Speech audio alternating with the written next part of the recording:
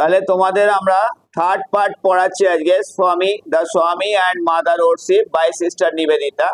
এটা খুব বড় এবং টাফ বলে আমরা পার্ট বাই পার্ট পড়ছি। তো ফার্স্ট ডে পড়েছি কিছুটা, সেকেন্ড ডে পড়েছি, থার্ড ডে আমরা পড়তে চলেছি। তো আগে আমরা মোটামুটি যেখানে পড়েছিলাম এই কথা এই জায়গাটায় পড়েছিলাম যে স্বামীজি বলছে, he was the only man who ever had the courage to say that we must speak to all men in their own language. তিনি একমাত্র ব্যক্তি ছিলেন রামকৃষ্ণদেব যিনি, যার এটা বলার সাহস ছিল যে আমাদের প্রত্যেকটা মানুষের সঙ্গে তার ভাষায় কথা বলা উচিত।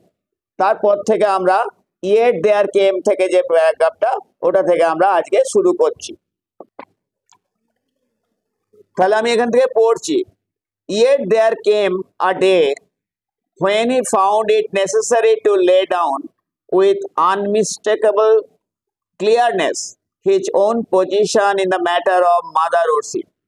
তবুও একটা দিন এসেছিল যেদিন সেটা অনুভব করেছিলেন যে এটা দরকার আছে, প্রয়োজনীয়তা আছে, যে তার যে মাতৃপূজায় তার যে অবস্থান সেটাকে সঠিকভাবে স্থাপন করা, সঠিকভাবে বোঝার দরকার আছে। স্বামীজি অনুভব করেছিলেন যে মাতৃপূজার ব্যাপারে তার অবস্থানটা কোথায় সেটা তিনি সঠিকভাবে বোঝার দরকার আছে বলে তার প্রয়োজনীয়তা অনুভব করেছিলেন বা মনে করেছিলেন। I was about to lecture, I বলে যিনি বলছেন তোমরা জানো sister Nivedita. I was about to lecture at the Kalighat, and he came to instruct me that if any foreign friends should wish to be present, they were to remove their shoes and sit on the floor like the rest of the audience. একদিন আমি সবেমাত্র যাব বক্তৃতা দিতে কালীঘাটে, সেই সময় স্বামীজি এলেন আমাকে নির্দেশ দিতে।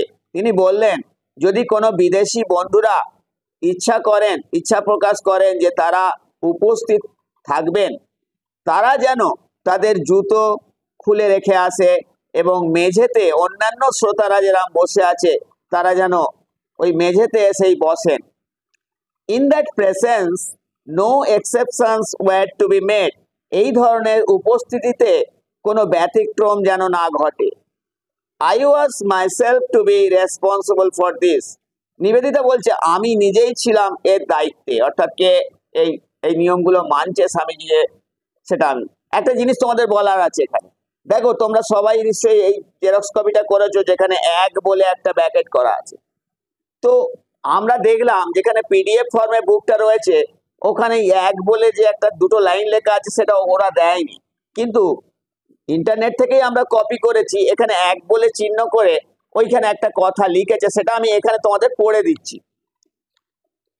পরবর্তীকালে লাগুক আর না লাগুক সেটা পড়ে দিচ্ছি। তাহলে এখানে আমরা দেখলাম কি স্বামীজি বললো সবাই যেন এই ধর্মীয় জায়গাতে যেন জুতো খুলে রেখে আসে এবং তারা যেন মেঝেতে সব অন্যান্য শ্রোতাদের সঙ্গে বসে, এই তাদের উপস্থিতিতে কোনো যেন ব্যতিক্রম না হয়, এবং নিবেদিতা বলল এই দায়িত্বে আমিই ছিলাম। তারপরে এখানে আমরা দেখছি বলা আছে, in no temple anywhere or there to be any exception, কোনো মন্দিরেতেই যে কোনো জায়গায় যে কোনো মন্দিরের এর ব্যতিক্রম নেই।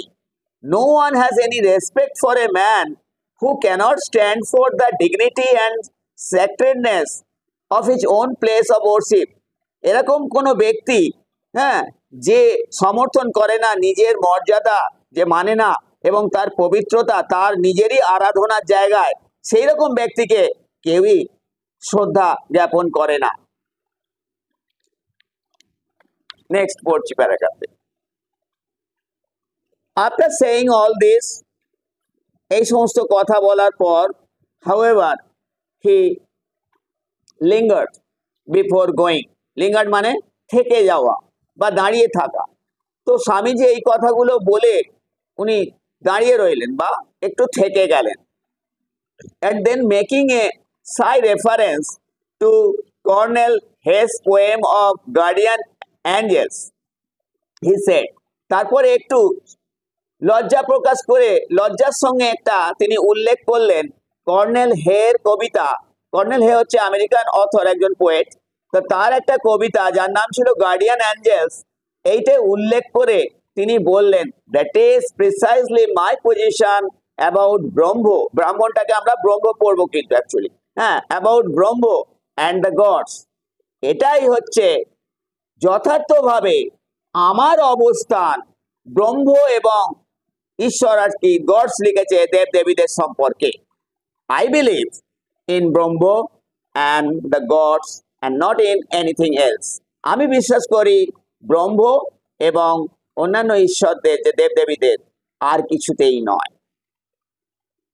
He was evidently afraid that my intellectual difficulty would lie where his own must have done in the compatibility of the exaltation of one definite scheme of Orsim with the highest Vedantic theory of Brahma.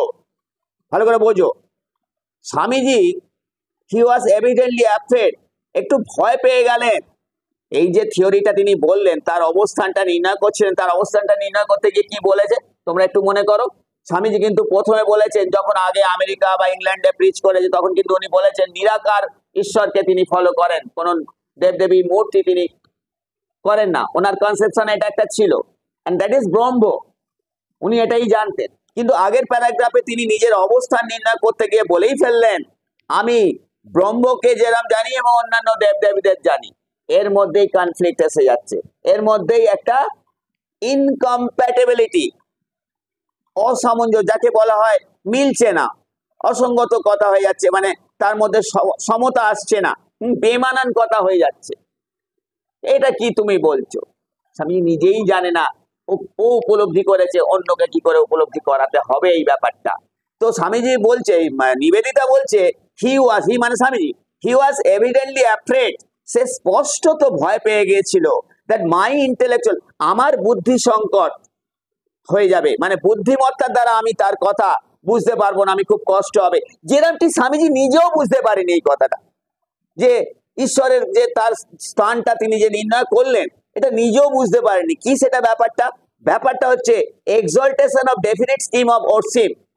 এই যে উল্লাস করি আমরা একটা particular অঙ্গ অর্থাৎ মূর্তি পূজা করে, আমরা এক্সল্টেশন মানে উল্লাস প্রকাশ করি, আমরা পুজো করি। কার সঙ্গে উনি করছেন? With the highest বেদান্তিক theory of ব্রহ্ম, চরমবাদ, বেদান্তের চরমবাদের সঙ্গে এই থিওরিটা মিলছে না। আমরা পুজো করে উল্লাস করি, তার সঙ্গে আমরা বলছি বেদান্তের যে থিওরি শুধু ব্রহ্ম, যেখানে কোনো আকার নেই, যেখানে শুধু ঈশ্বর একটা, এখানে সঙ্গতি হচ্ছে না। স্বামীজি এটা বোঝাতে পারছে না।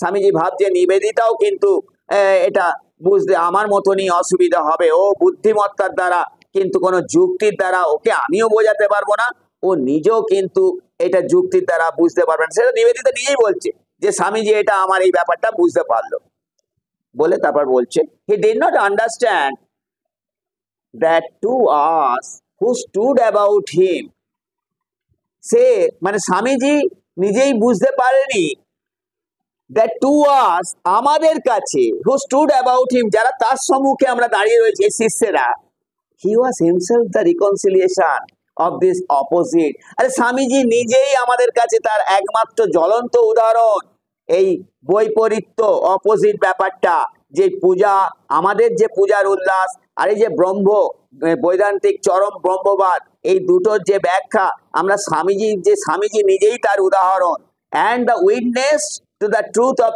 ইচ, এবং প্রত্যেকটা জিনিস, এই দুটো জিনিসেরই তিনিই সাক্ষ্য। তার মাধ্যমেই কিন্তু আমরা বুঝতে পারছি, সেটা স্বামীজি বুঝতে পারছেন না। Following up this train of thought, এই কথা মনে করতে করতে, এই চিন্তাধারাটা স্বামীজি পুরো চিন্তা করছে কি করে তাহলে বোঝানো যায়। এইটা চিন্তা করতে করতে therefore he dropped into a mood of half soliloquy মানে হচ্ছে স্বগতোক্তি মানে কি, যে তোমার সোল তোমার কথা বলছে, তুমি কথা বলছো না, তোমার অজান্তেই তোমার মুখ দিয়ে কিছু কথা বেরিয়ে আসছে, তাকে বলে স্বগতোক্তি। এটাকে ইংরেজিতে বলে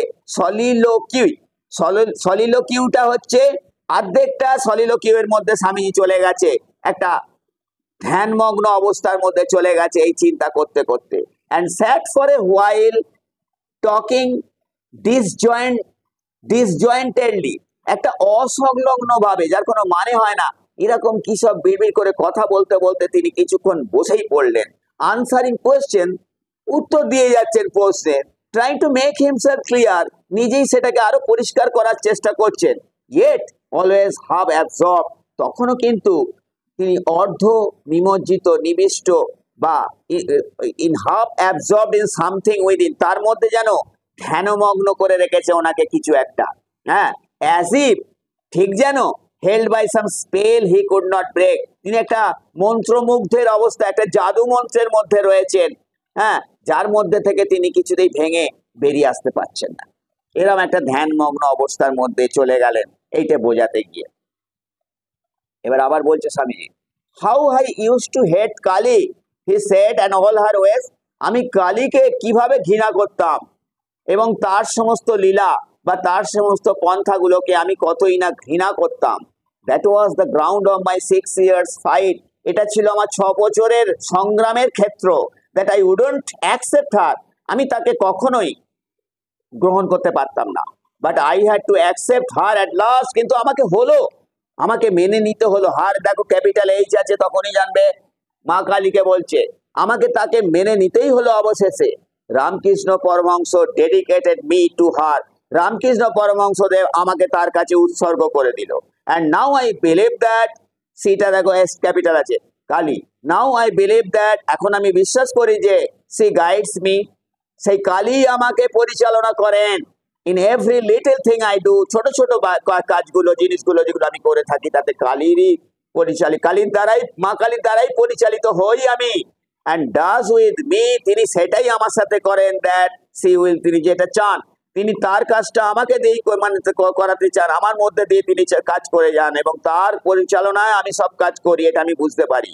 এটাই ফর সো লং, তবুও তো আমি দীর্ঘদিন ধরে সংগ্রাম করেছি।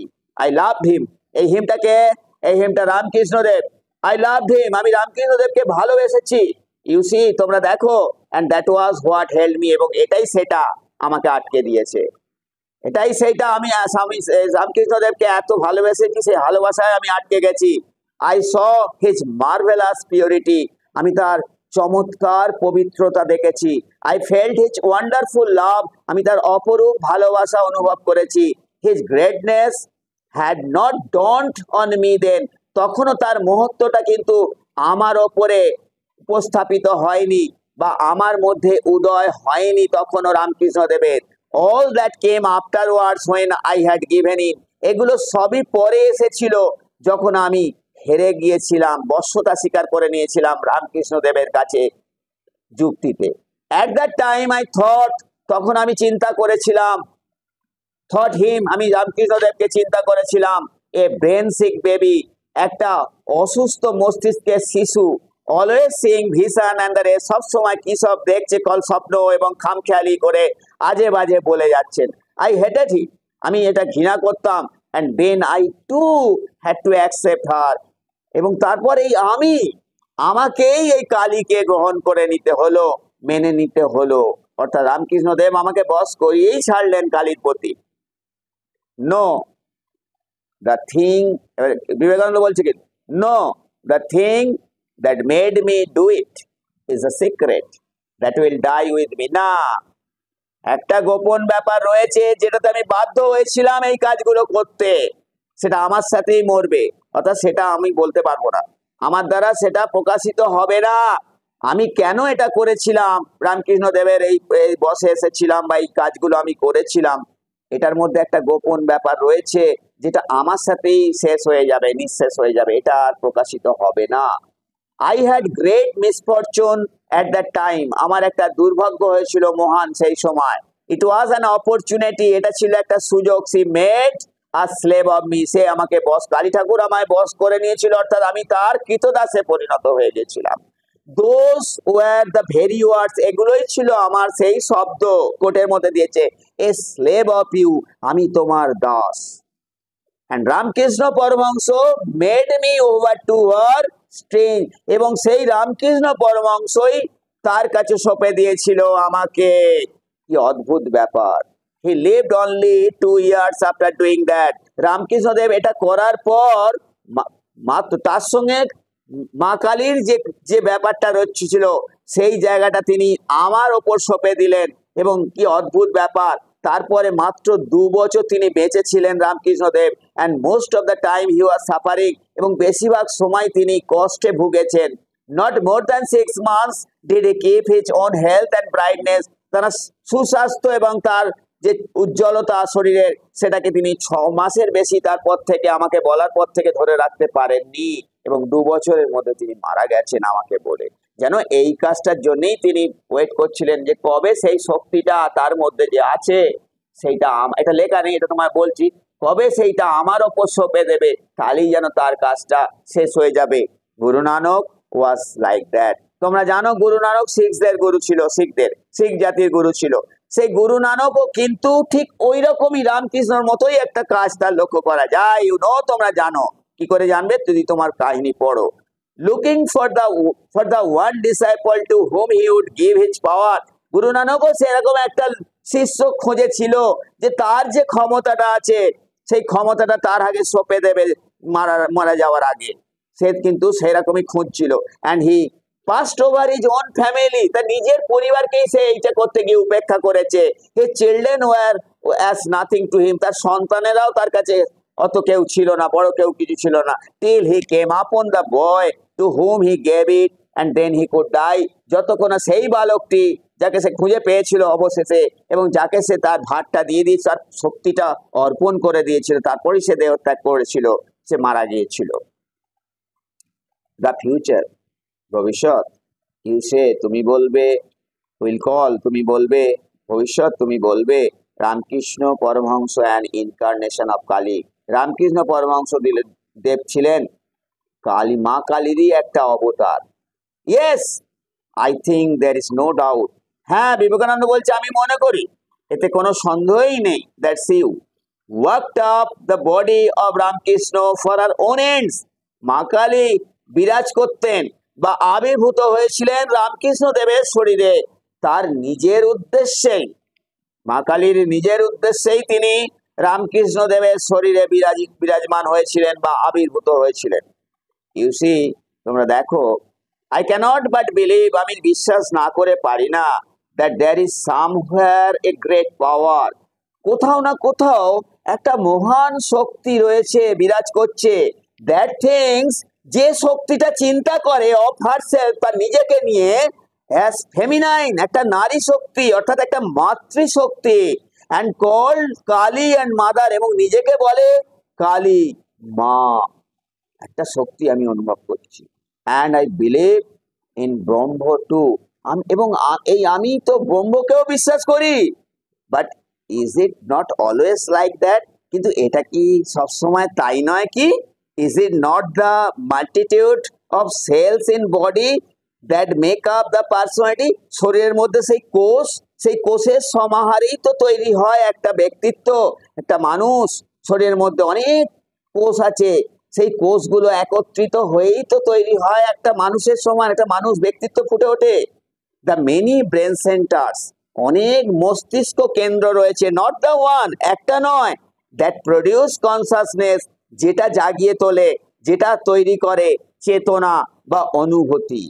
ইউনিটি ইন কমপ্লেক্সিটি, অর্থাৎ জটিলতা বা অনেক কিছু জিনিসের মধ্যে একটা, বহুর মধ্যে একটা, জাস্ট সো, ঠিক ওরকমই। And why should it be different with ব্রহ্ম, তাহলে ব্রহ্মর ক্ষেত্রে এটা আলাদা হবেই বা কেন?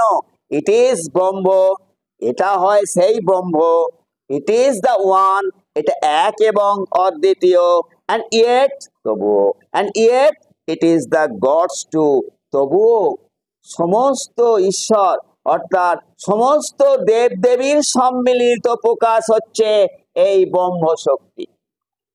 That's all, I hope you have understood. Next পার্টে আমরা এটাকে কমপ্লিট করব।